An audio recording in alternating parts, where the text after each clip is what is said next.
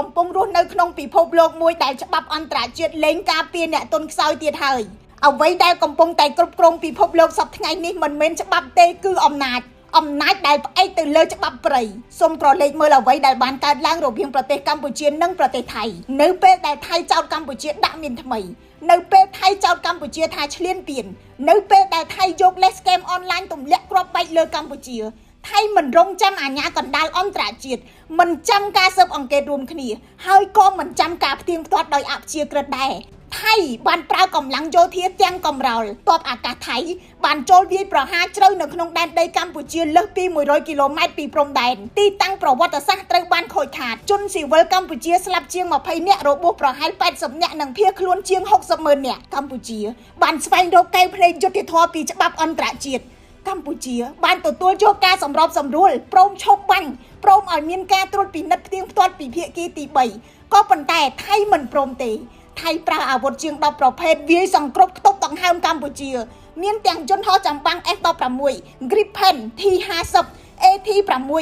ដ្រូនអត្តឃាតដ្រូនទម្លាក់គ្រាប់បែកដ្រូនទម្លាក់ភ្លើងដ្រូនបាញ់ផ្សែងពុលប្រព័ន្ធបាញ់រ៉ុកែត DTI-2 កាំភ្លើងបាញ់គ្រាប់បែកដៃ M79 កាំភ្លើងក្បាល60មីលីម៉ែត្រ80មីលីម៉ែត្រកាំភ្លើងយន្តធុនធ្ងន់ 12.7 មីលីម៉ែត្រកាំភ្លើង155មីលីម៉ែត្រកាំភ្លើង105មីលីម៉ែត្រកាំភ្លើងបាញ់ពន្លឺនិងរថក្រោះនេះហើយគឺជាច្បាប់ព្រៃ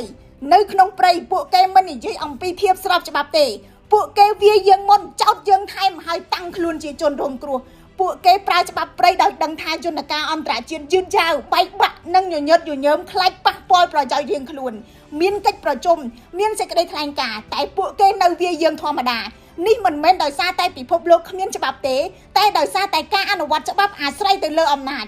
បទពិសោធន៍លើកនេះបង្ហាញច្បាស់ថាពិភពលោកត្រូវបានគ្រប់គ្រងដោយកម្លាំងឥទ្ធិពលនិងការត្រៀមខ្លួនការអាណិតអាសូរគ្រាន់តែជាការទូតប៉ុណ្ណោះផលប្រយោជន៍ទៅជាការពិតនេះមិនមែនមានន័យថាកម្ពុជាត្រូវបោះបង់គុណធម៌នឹងការទូតនោះទេក៏ប៉ុន្តែកម្ពុជាត្រូវច្បាស់ថាគ្មានអ្នកណាជួយយើងទេបើយើងមិនខ្លាំងមិនមែនដើម្បីវាយអ្នកដទៃទេ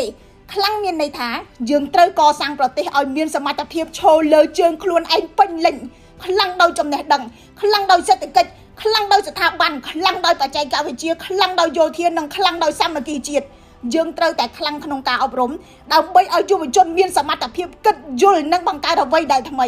យើងត្រូវតែខ្លាំងក្នុងសេដ្ឋកិច្ចដើម្បីកាត់បន្ថយការពឹងផ្អែកលើអ្នកដទៃនិងអាចសម្រេចចិត្តដោយសេរីយើងត្រូវតែខ្លាំងក្នុងស្ថាប័នដើម្បីឲ្យរដ្ឋដំណើរការបានដោយប្រសិទ្ធភាពគ្មានអំពើពុករលួយយើងខ្លាំងដើម្បីរក្សាសន្តិភាពខ្លាំងដើម្បីរក្សាអធិបតេយ្យភាពនិងខ្លាំងដើម្បីអនាគតកូនចៅកម្ពុជាខ្ញុំរស់សុធាពី News Today NTTV